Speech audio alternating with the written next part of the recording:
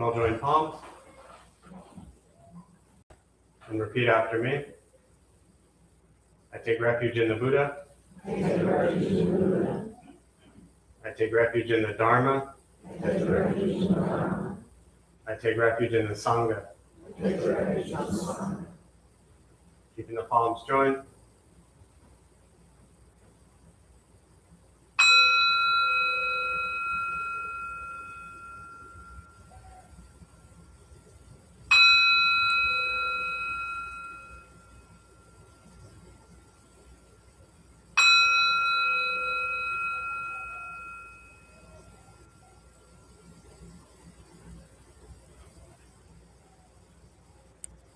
Put the palms down.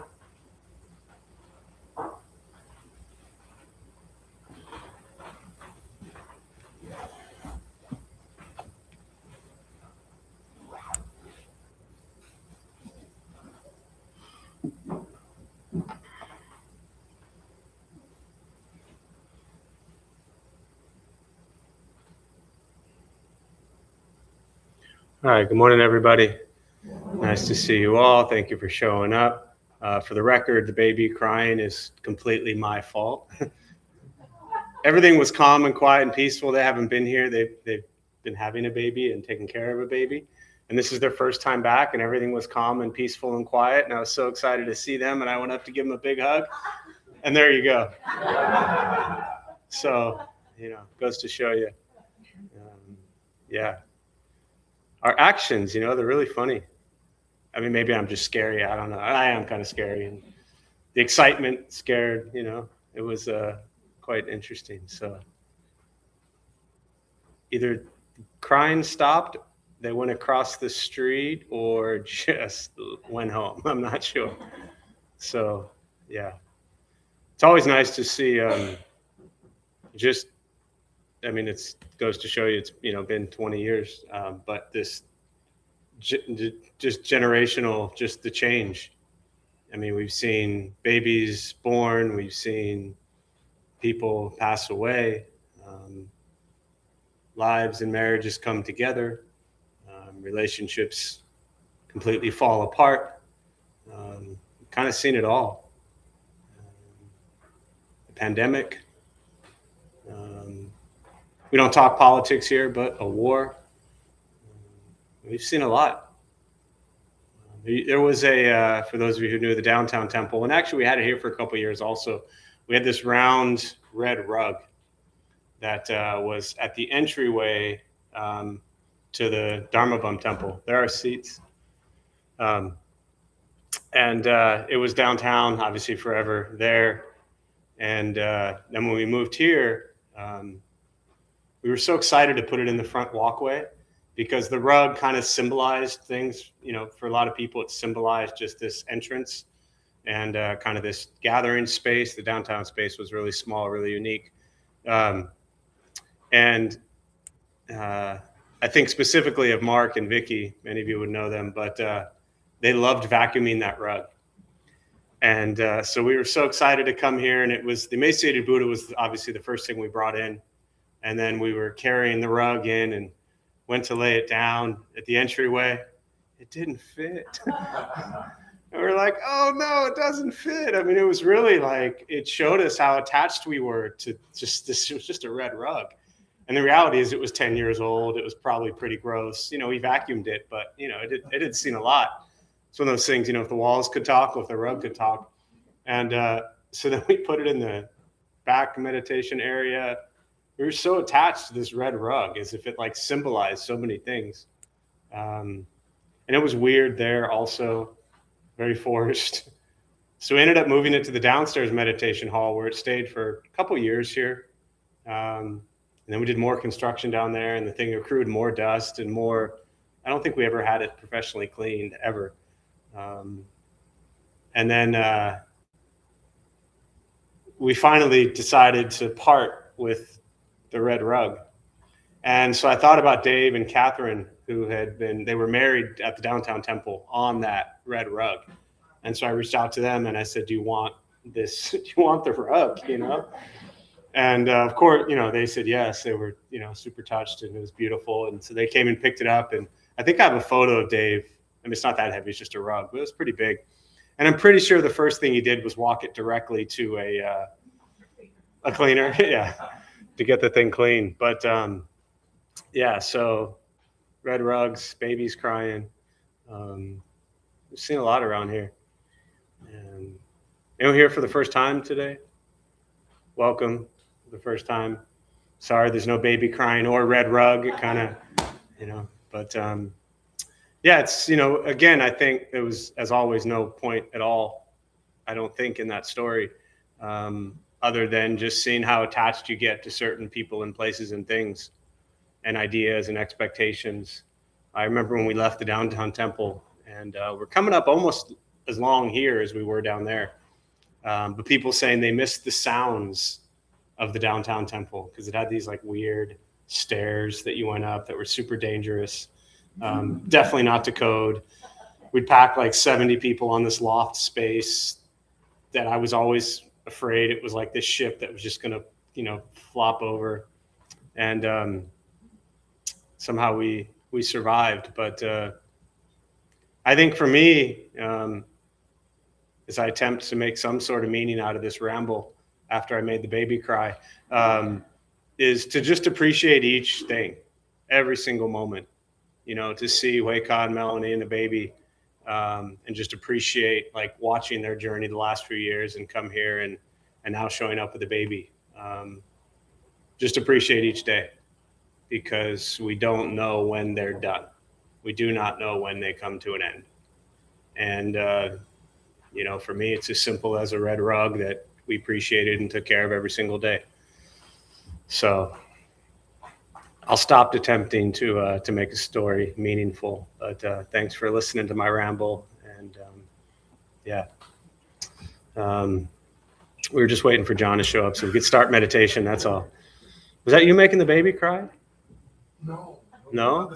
Somebody made the baby cry. Did you see that? You did? Oh. Yeah, sorry. Oh, we want to leave those open for the air. If I know, then I would say come over here. Push them open, both of them. Thank you. Perfect. The seats over here are better anyways. There you go. All right. I didn't make you cry, did I? I already made one person cry today. All right, so we'll start with the meditation practice. A couple things to tell you before we begin. Nothing's going to happen to you. You're not going to float away. You're not going to have any mystical, magical experiences. The mind that races all day long is not going to shut off. Don't judge your practice. Meaning, don't ask yourself, is this working or not working? Are you doing it right or wrong? We're just going to sit. We're going to breathe. You'll hear sounds. Inside the room, outside the room, this is life. Life is filled with chaos. The practice of meditation is learning to get quiet and still within all of the chaos. If you are brand new to meditation, you're not going to shut the mind off. It's not going to go blank. You will not think nothing. Your mind will continue to wander just as much as it always does. I'll say things periodically to remind you that you're lost in thought or bring you back to present moment. Posture, you just want to be comfortable. If you're on a cushion, often it helps slide into the front third, pushing the stomach forward. Allows the back to straighten. If you're on a bench or chair, however you're seated, just trying to sit up straight, relaxing the shoulders if comfortable. I'll guide us as we begin. We'll settle into a little bit of silence. And to those joining virtually, welcome. Glad you're here. Thank you for showing up. Most important, do not expect anything. We're just going to sit and breathe.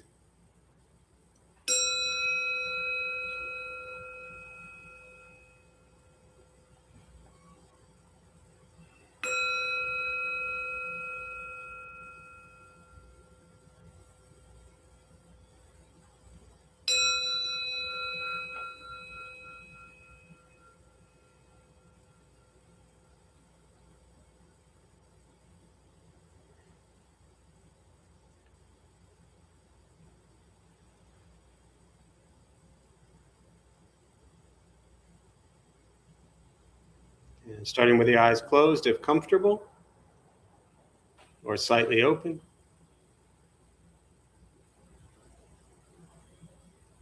Mouth is open or closed. Start with taking 3 deep breaths slowly.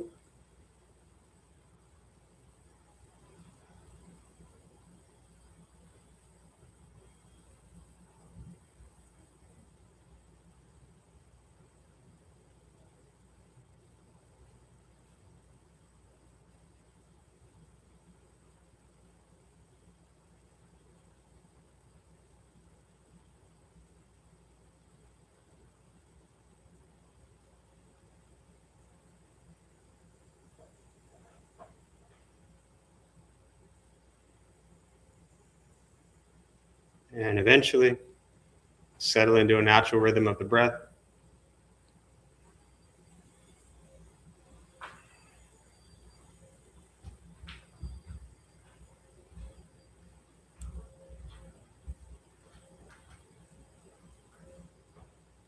Noticing the mind as it wanders, jumping from thought to thought.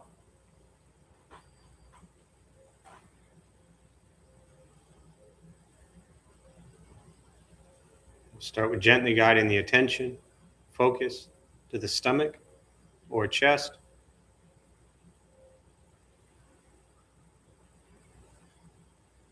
Breathing in, feel them rise. Breathing out, feel them fall.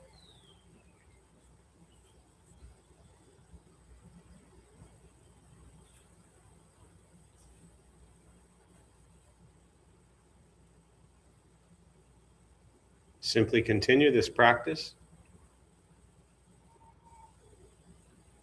observing sensation of breath.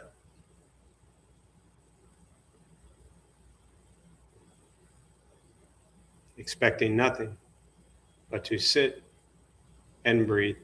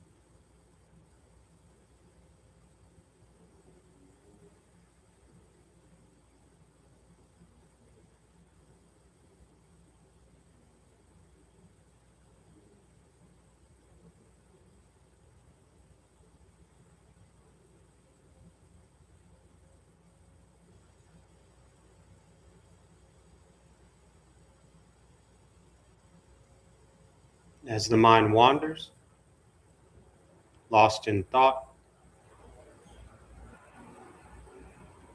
recognize it,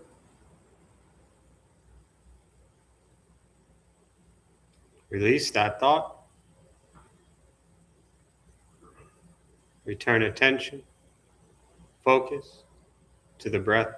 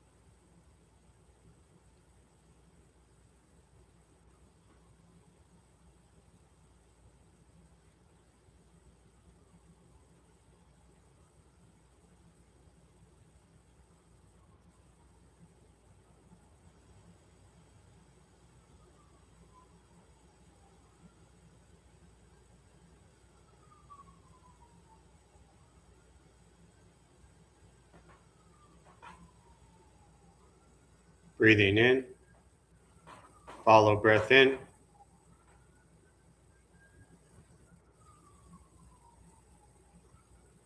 Breathing out, follow breath out.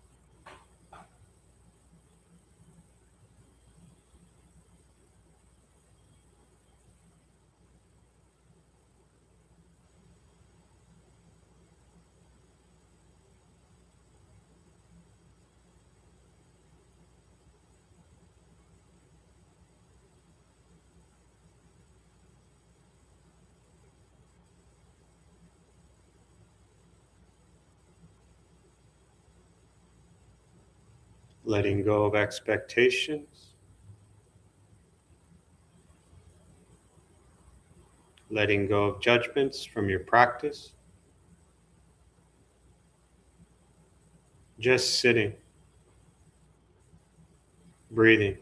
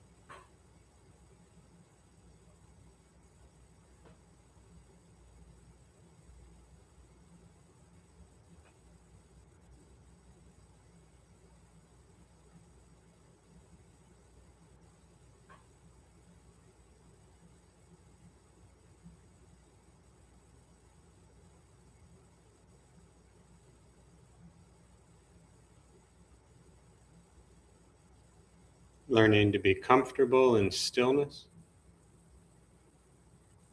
in quiet, just sitting, breathing.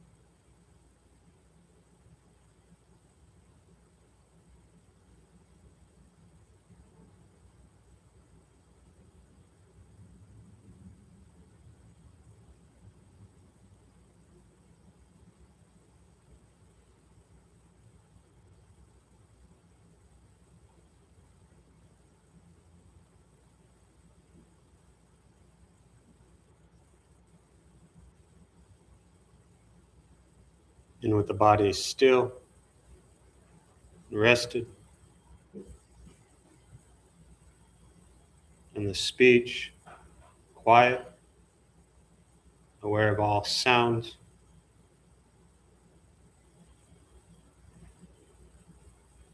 and the mind learning to settle,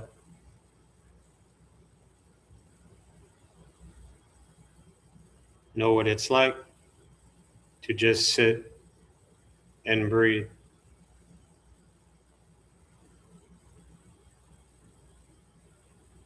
Knowing with each breath, there's nothing else to do.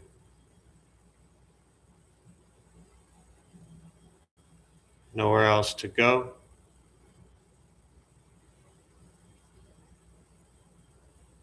And no one else to be.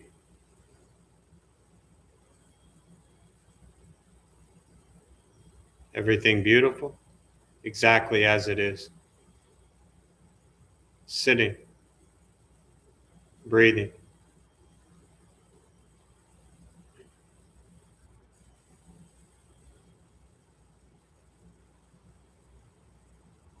Once again, taking 3 deep breaths slowly.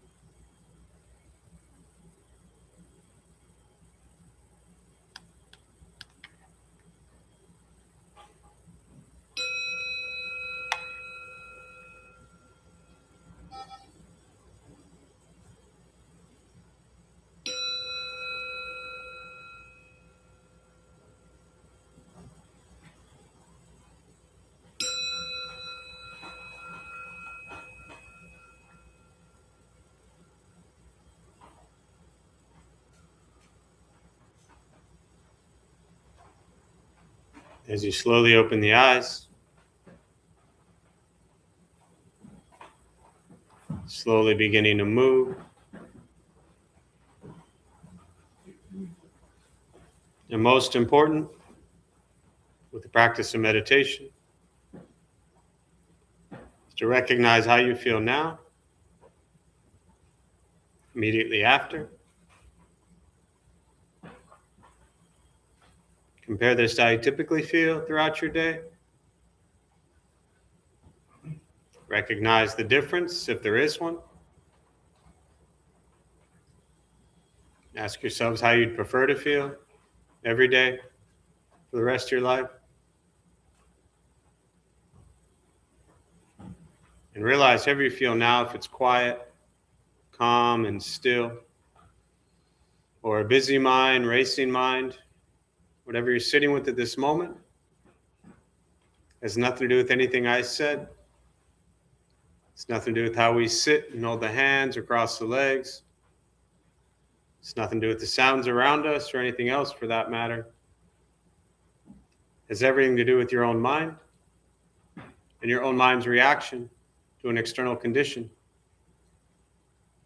This is what the Buddha called pratitya samuppada, means dependent origination. This is the basis of the Buddha's awakening. The word Buddha simply means awakened.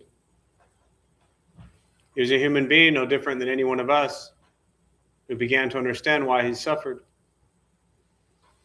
why he got angry, sad, depressed, stressed, anxious. He began to understand the causal relationship of all phenomena.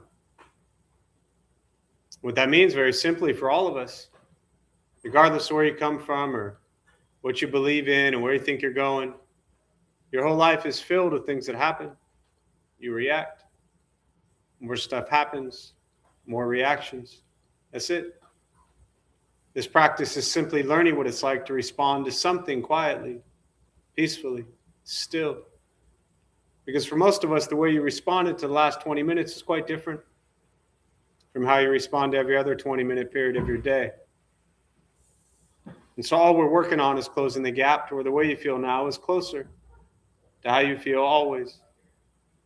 Just as driven, motivated, productive, successful, whatever that means to you in your respective lives. But with a mind that's steady, clear, focused, distracted by nothing, disturbed by no one. This is not an easy practice. It is not necessarily fun. It is not an escape, as often people think it is.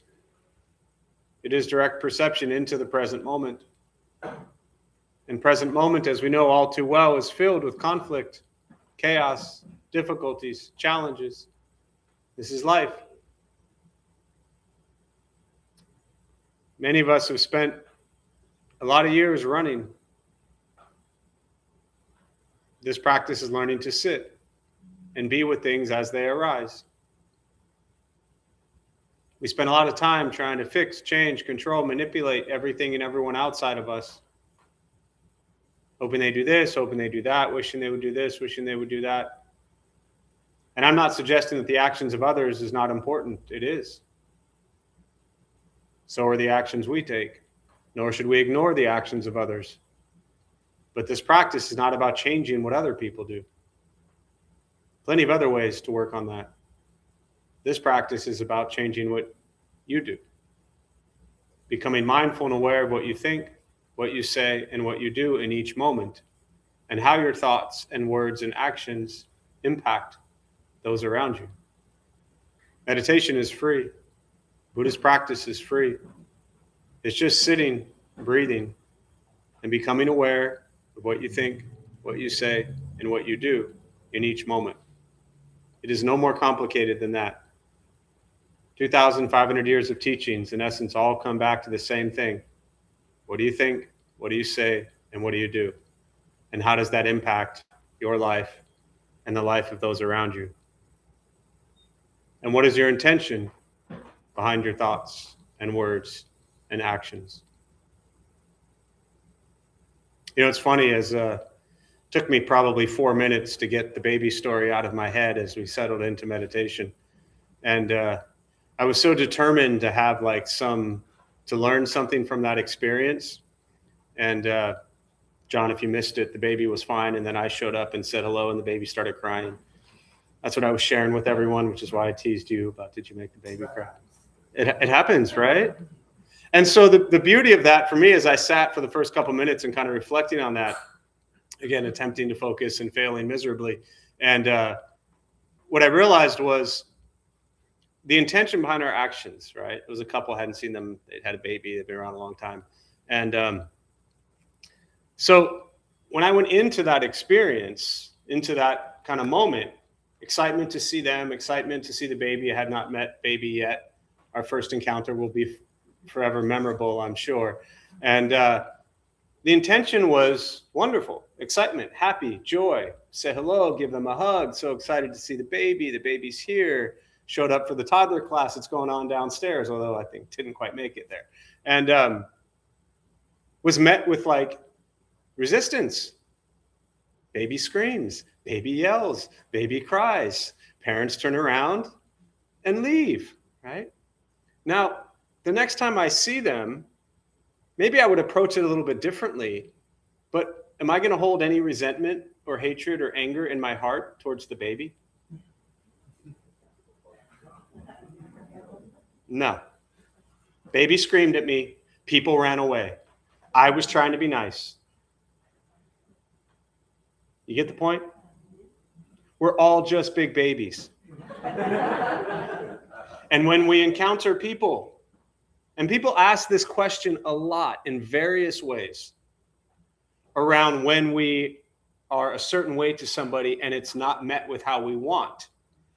The teaching ultimately is when we bring love and kindness and compassion into a situation and it is met with resistance and met with hatred and met with anger.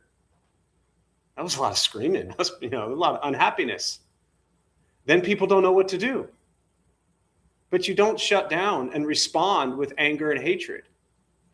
You bring more love, more compassion, ultimately more wisdom as well, which wisdom would say, maybe I wouldn't get overexcited and go to scream, to like hug them, right?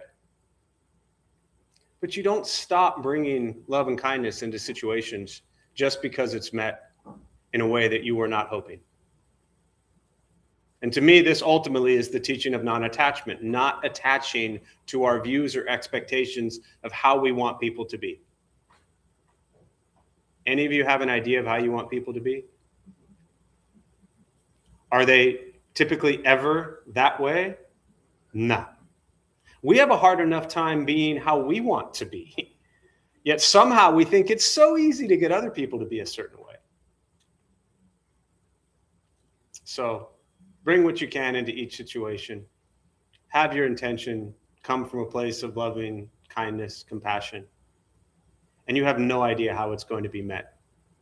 And when it's met, do not attach to the outcome. Do not change your intention just because it's met with resistance. So, all right, now I feel accomplished that I turned that into a lesson. So with that, I'll pause. Open up to questions. Again, to those joining virtually, welcome. Glad you're here. Feel free to say hello as you are. There's a chat box somewhere on your screen. If you have any questions, you can put them there. I'll do my best to respond. And we'll use the rest of our brief time this morning for questions.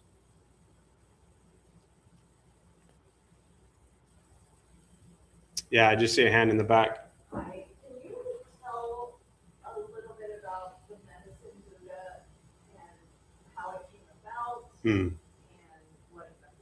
Yeah, so medicine Buddha, so this tanka right here, the first art piece on the wall there, the blue one, these are, specifically they're called tankas before I get to the medicine Buddha, but they're very traditional Tibetan, Nepalese, Buddhist practices where lamas and master tanka painters will, spend months making these. A form of their Buddhist practice, their endless tankas with different Buddhas and Bodhisattvas. Bodhisattvas are enlightened beings, so you'll see thousands and thousands of images. But the way they do them, they're canvas, they're penciled in first, and then they're hand painted in after that. They're really quite exquisite, incredible. So that's a tanka, right? This one specifically, the medicine Buddha, to your question, medicine Buddha represents health and healing, often seen in the blue, which is the lapis lazuli color, which is associated with health and healing. Now, kind of beyond that, to your question of like, what's the story behind the medicine Buddha? Different cultures for 2,500 years have different views, practices, beliefs, and Buddhas that they revere, respect, pray to, etc. And so very much within Mahayana Buddhism, you will see the medicine Buddha appear that people will turn to and pray to for health and healing. No different than Kuan Yin to pray for endless compassion, often referred to as the goddess of mercy and compassion. Asian cultures with regards to childbirth, right? They will pray to Kuan Yin for healthy birth. So same idea with the medicine Buddha for health and healing. But you really have to get into Mahayana sutras that get very specific into various Buddhas. Amitabha Buddha, this one up here, you've heard me talk about, but there's a teaching and a belief that there is Amitabha's pure land, that if you recite Amitabha's name, whose name means infinite life or boundless light, if you recite Amitabha's name, meditate and follow precepts, that you will be reborn into Amitabha's pure land where there is no more suffering. So these are all, to most Western people come into Buddhism, they're just like, I'm angry and pissed off, I need to meditate, and I'll go to this Buddhist thing because it's cool and hip these days and, hope it makes me happy, right? But for over 2,000 years, it is very much a faith-based religious practice. And there is a lot of that just gets kind of washed away in Western Buddhism because a lot of Western people come into Buddhism maybe not having a great taste of religion in their mouth, or they have the religion and they're cool with it, and they use meditation as kind of an add-on, like a software upgrade or something like that. But yeah, culturally, it's a devout faith in a medicine Buddha for health and healing. Absolutely. So for us, we have the medicine Buddha shrine here. And so, as you know, and as we, for health and healing, we will pray to it constantly, make offerings to it constantly. All of this stuff goes on at pretty much every cultural Buddhist temple in the world, where they are daily making offerings of flowers. Thank you, Steve. And rice and water and fruit and everything. Everything is offering to the Buddhist statues.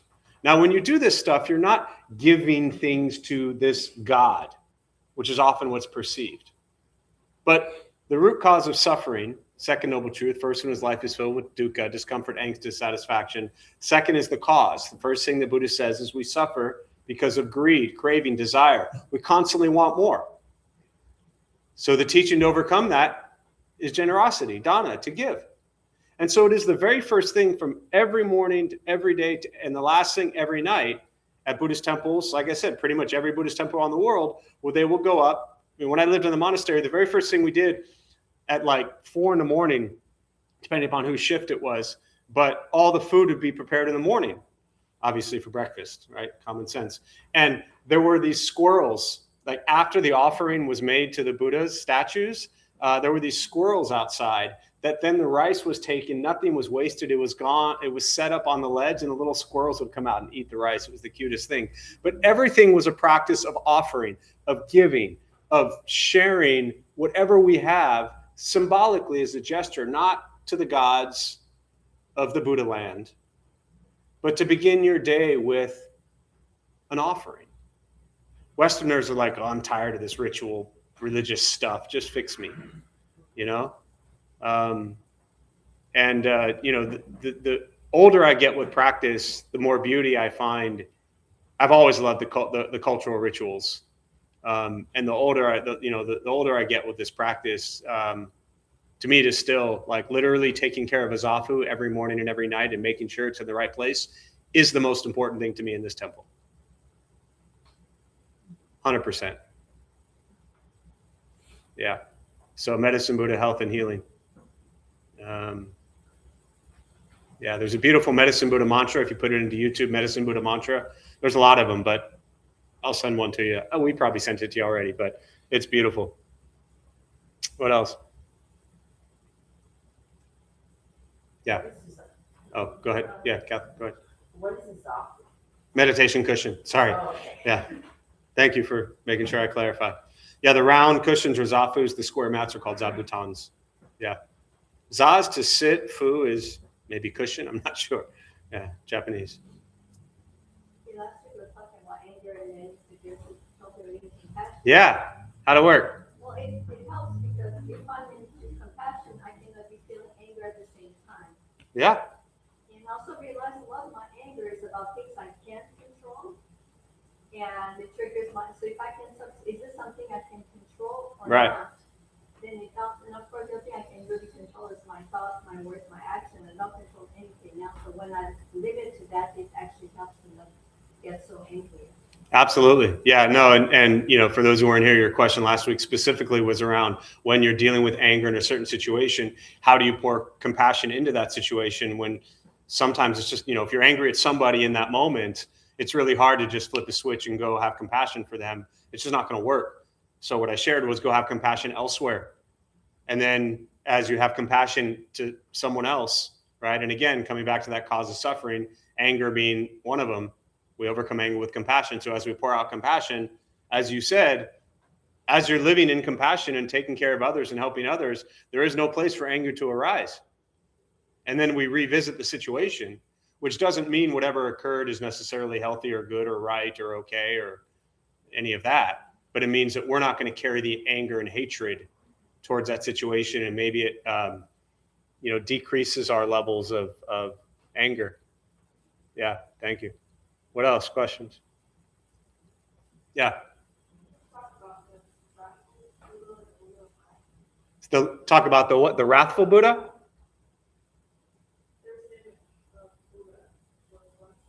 Yeah. Yep. Yeah.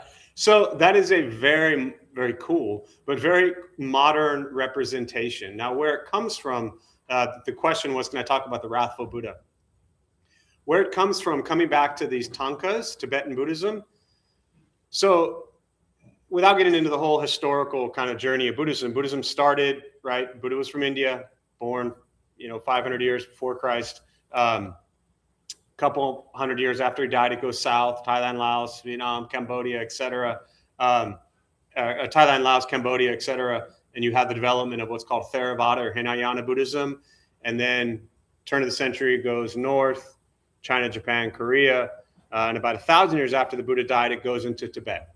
So you have these three major schools of Buddhism. Theravada, which literally translates to the elders, which is the Pali Canon, the original kind of sutras. About 500 years later, roughly, you have Mahayana Buddhism, and then Vajrayana, which is Tibetan Buddhism. Now, when it went into Tibet, as Buddhism always does, it meshes with local culture, right? Hello, America and Buddhist practice. I mean, I don't know two things that could be more extreme opposite. Suzuki Roshi, who built San Francisco Zen Center, said, when Buddhism goes into a new country, it takes about 100 years for it to take root. And he said, for Buddhism to actually take root in a new country, it's like holding a flower next to a rock and expecting the flower to grow out of the rock. That's how difficult this stuff is, right? And I'm still stuck trying to get Zafu's put in the right place, The idea with the wrathful deity or wrathful Buddha, or deities, they refer to them often, in Tibetan Buddhism is Tibetan culture is like filled with loud color, spirits, spiritual noise, imagery. The paintings and depictions of Buddhas are incredible, beautiful. Now, when we wake up each day, for the most part, we have a mirror that we look at. You got a mirror in your house? Just one, right? And when you look at the mirror, what do you see? What do you see?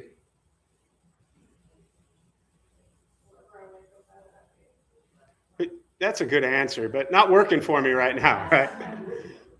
What you see is the reflection on the outside, initially, right? What do much of our lives we spend time focused on?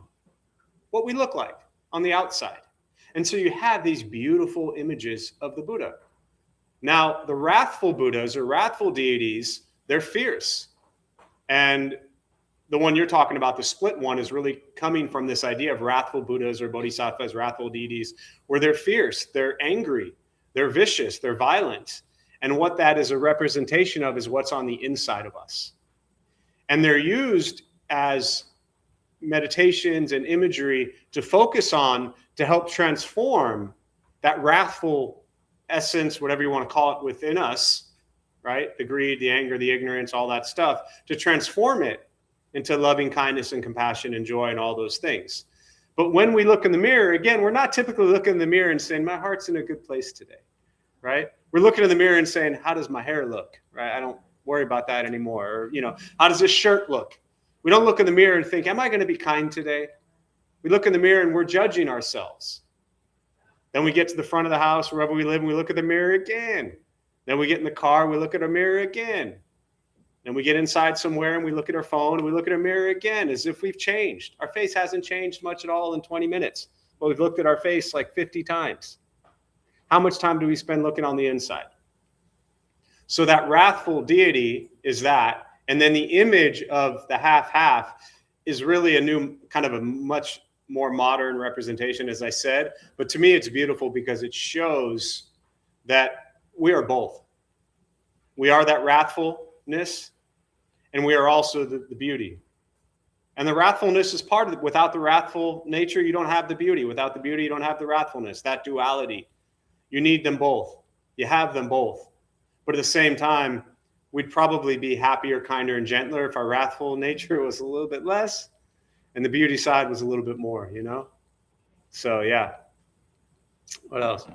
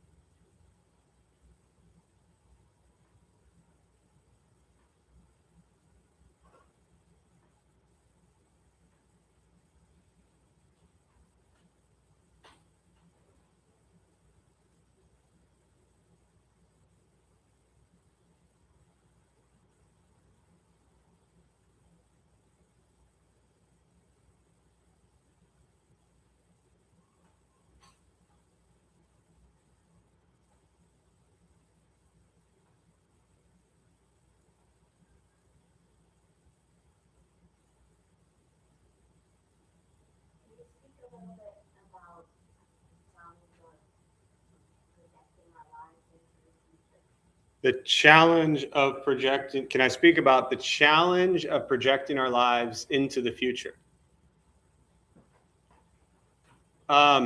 Yes, but just to clarify, so when you say the challenge of projecting our lives into the future, are you referring to like the challenge of doing it or the danger of doing it? Or are you talking about how can you do it? There we go. Okay, that's what I was getting at. Because if you're challenged with doing it, I can say just keep trying and you'll be able to project your life in the future, which also isn't true, but that's what I want to get. So what your question really is about is how to not be so concerned about the future, how to not try to control the future, how to not be panicked and worried and fearful of the future. Would that be better? Yes. All right. I don't want to put words in your mouth, but yeah, so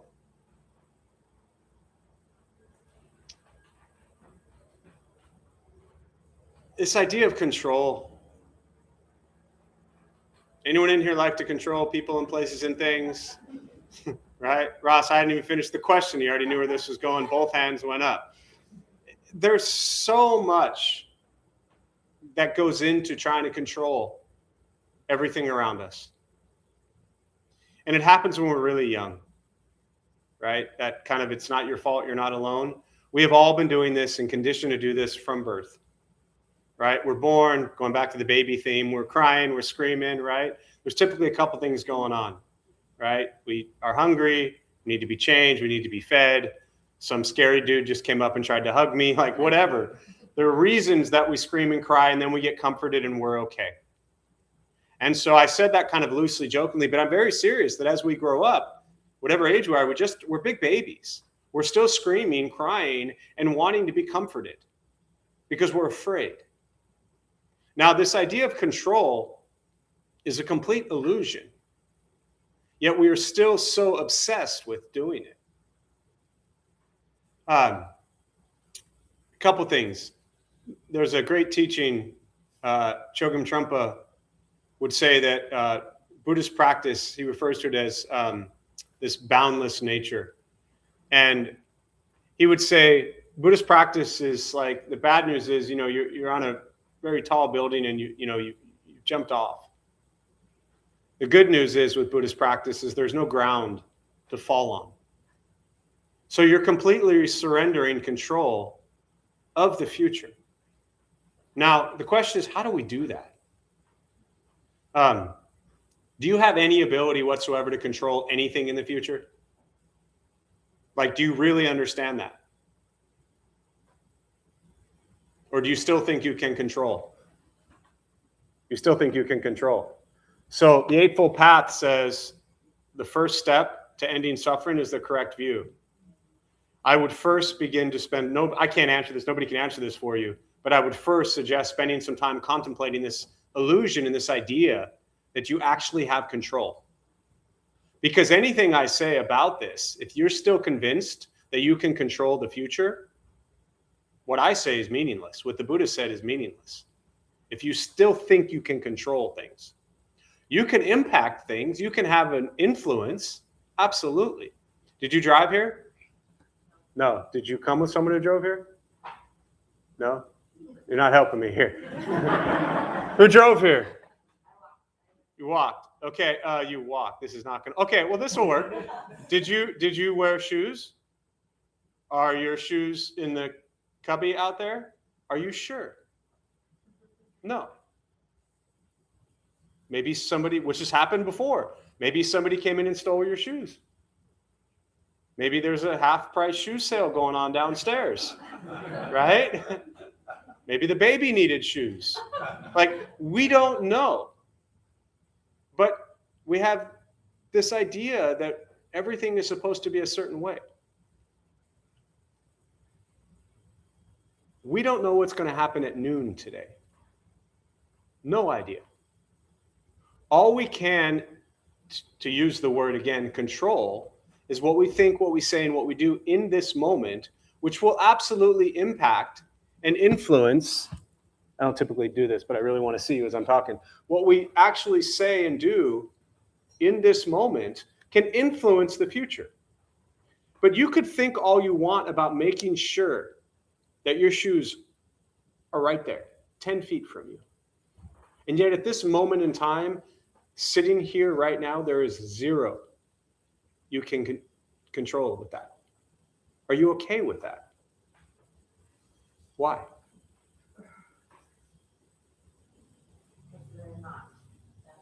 Not that important. So you have the ability to not be afraid of whether or not your shoes are there. This shows you have the ability to do that with everything. But the challenge is the Buddhist teachings on attachment that says we are attached to people and places and things. And the more meaningful they are to us, the stronger that attachment and attempt to control. Anyone here raised kids? Did they ever do everything? Yeah, you're already shit. I just see head shaking no. Anyone in here have parents? Did you ever do every? Yeah, Did you? No. People will do what people are going to do. And no matter what we are trying to control on the outside, there's probably people involved. Are there not? The future? In most cases, what I find is that people who are worried about the future, it has to do with people, loved ones, ourselves. The Buddha taught we are of the nature to age. Not necessarily get old, just age. The nature to get sick. And the nature to die. This is what will happen to all of us. What I find around places like this is people are actually more afraid. They're so afraid of the future and dying and what's going to happen that they're afraid to actually just live and appreciate this moment. So the focus is on what can I appreciate in this moment? What can I take care of in this moment? If your shoes are there, great. If they're not, such is life. Can we bring that into other areas of things that we're so desperately trying to control? And can we use that as a motivator to not waste our lives in fear? Because fear we freeze. And it just keeps us stuck. And then, go ahead. I think that's my question, is the line between influence and grasping. Yeah, it's a very fine line between influence and grasping. Does this have to do with, well, I don't want details. I never want details, but does it have, I mean, based on your question, it has to do with wanting other people to do a certain thing? No, for my life. Oh, for you. Okay. You can influence your life. Absolutely. If we take care of ourselves physically, mentally, and emotionally, chances are we'll be healthier. If we treat our body and mind and spirit like hell, chances are we'll be unhealthy. But either way, there are a million factors around that are out of our control. What I can control is, what do I think? What do I say? What do I do? What do I consume? What do I take in? What do I bring into my consciousness? What do I look at? How do I interact with people? That's what I can control. Baby screams or not screams, out of my control. Could you influence it? Sure. If I just kept walking this way, baby doesn't scream. But either way, we can't control things. And the only way to kind of close with this thought, the only way I think, or a way to find that fine line, that middle path in Buddhism, is to kind of play with that a little bit. Say, okay, how much can I control my own life? And at the same time, prepare, but not attached to the outcome. Because again, the nature to age, the nature to get sick, and the nature to die, it is coming for all of us. So last thing I'll say in that, and I'm repeating it, but I think it's important, is to try not to be so wrapped up in making everything so perfect that we forget to just enjoy life. Because that'll drive you crazy. Anybody else relate? So I'm going to close on that. We'll join palms. Many merit gained from this practice be transferred to all beings in all directions. May all beings be at peace. May all be free from suffering.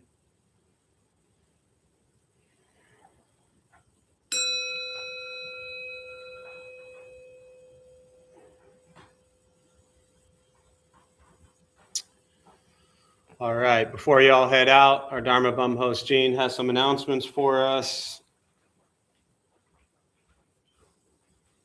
Oh, and as Gene's coming up, we are restarting. We had for many years a garden club. So if you like gardening and taking care of like weeds and watering and things like that, let me know or send a message through the website. Yeah. Hello, everyone.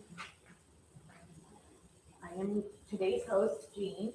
We opened Dharma Bums 19 years ago to introduce Buddhist practice to those who show up. Those who lead are not nuns, monks, gurus, or teachers, and are not looking for students. They're simply practitioners sharing their interpretation of the practice.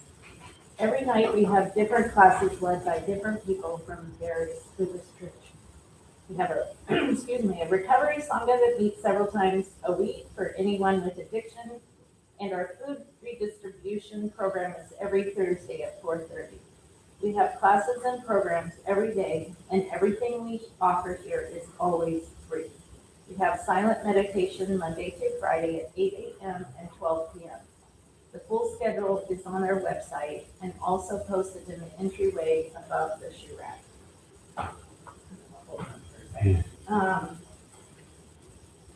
We have a lending library. If you see a book you like, feel free to borrow it, then bring it back whenever you are done. Please straighten your cushion and seat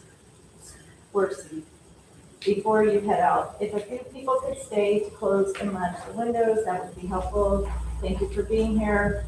We wish you well and see you all again. At noon today, the temple cleaning is occurring. And also tomorrow, there is a community cleanup at 12 p.m. And it's with the locations on the website, but I believe it is City Heights. Mm-hmm. So yeah. And good. Windows are going to actually be open today. Sorry. Vicky and Darla, you raise your hands. They are our co-coordinators today for the temple clean, which we do once a month. So please find them. We'll give you something for 20 minutes or 2 hours to clean either way. And we could use the help. Thank you all.